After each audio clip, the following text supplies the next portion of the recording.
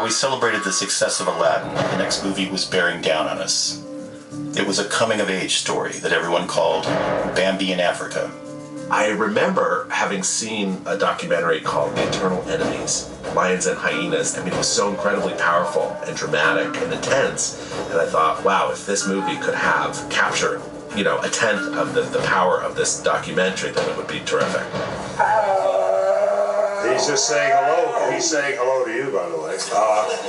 You notice that they're very contact-oriented. He just walked under this man's leg just then. And in this case, the yellow caution tape really does mean caution. We've been working on it for a couple of months, and then Jeffrey calls a breakfast meeting. And in the meeting, we have the whole crew from Pocahontas and Lion King. And Jeffrey says, Pocahontas is a home run. It's West Side Story. It's Romeo and Juliet with American Indians. It's a hit. It's got hit written all over it.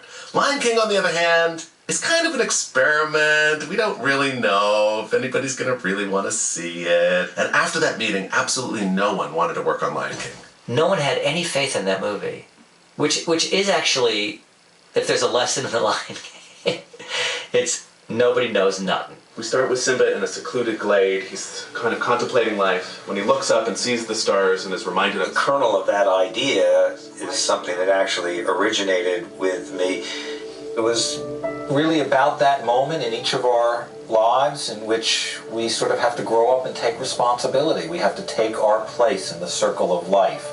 It's allegorically a young person born with a future that's to be fulfilled, who has to go through a lot of difficulties to get there, and most especially who has to learn to believe in himself before he can become what he is fated to be. It became more and more this Shakespearean tale about the responsibilities of leadership. And in a really strange way, it seemed almost autobiographical. All about the brinksmanship that can arise in this competitive male environment. At one point, I came out of a story meeting and ran right into Frank Wells. And he asked me, "How are things going on The Lion King?" I said, "Great. We're making a movie about ourselves."